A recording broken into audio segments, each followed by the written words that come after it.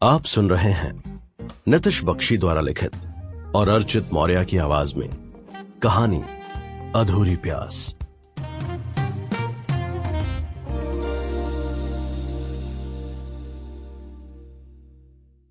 दो मर्दाना मजबूत हाथ पीछे की तरफ से उस लड़की के नर्म कंधों की मालिश कर रहे थे कि उन्होंने अचानक वहां से नीचे ना सरकने का अपना वादा तोड़ दिया। वो उसकी गर्दन से होते हुए नीचे की ओर गए और उन्होंने धीरे से उस लड़की के 34C साइज के गोल और भरे हुए स्तनों को कस लिया। उस आदमी के खुरदुरे हाथों का एहसास होते ही उस लड़की के निपल्स अचानक जाग उठे। अब जो होने वाला था उसकी कल्पना करते ही उस लड़की ने धीरे से एक आह भरी। वो खुश थी कि ऐसे वादों का टूटना लाजमी था।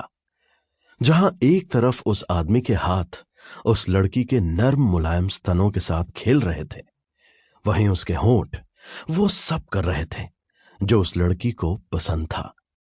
वो उसकी गर्दन को चूम रहे थे, उसके कानों को धीरे से काट रहे थे और उसके कानों में शरारती बातें फुसफुसा रहे थे। और वो लड़की किसी टीनेजर की तरह खिलखिला रही थी। अलसाते लेकिन मदमस्त होते हुए उस लड़की ने उस लड़के को अपने बिना कपड़ों के बदन के साथ खेलने दिया।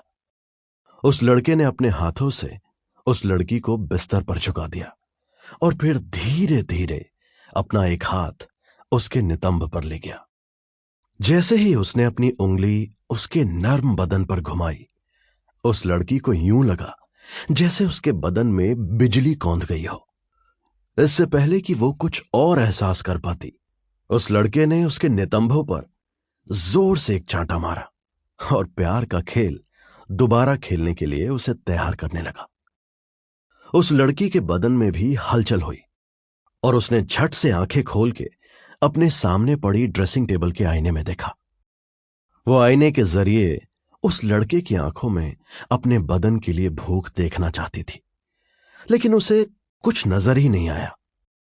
बस इतना ही दिखाई दिया कि एक हट्टा कट्ठा बदन अपने घुटनों के बल उसके पीछे बैठा था, लेकिन ना जाने क्यों उसका चेहरा धुंधला सा था। उस लड़की ने और ध्यान से देखने की कोशिश की, लेकिन अब भी वो तस्वीर वैसी ही थी जैसे हमेशा होती थी।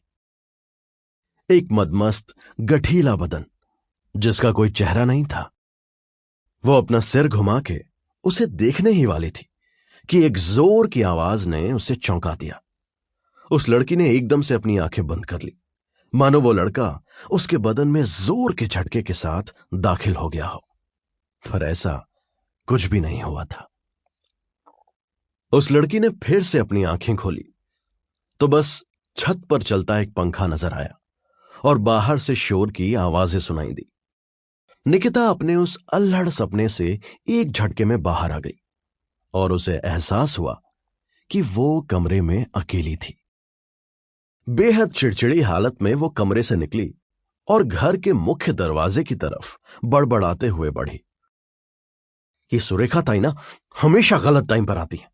कितनी बार बोला इनको कि दोपहर में मुझे तंग मत किया करो, आज से नौकरी से।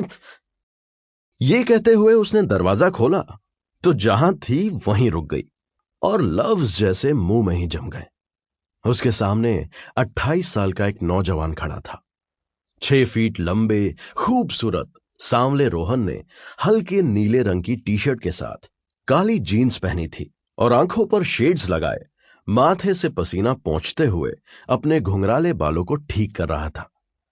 वो थोड़ी तेज आवाज में बोल रहा था, अरे अरे यार आराम से, मेरा फ्रिज तो तोड़ दिया, अब सोफा मत तोड़ देना।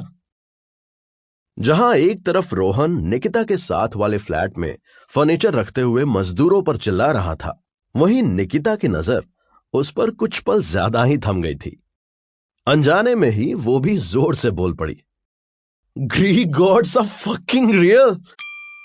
Sample complete. Ready to continue?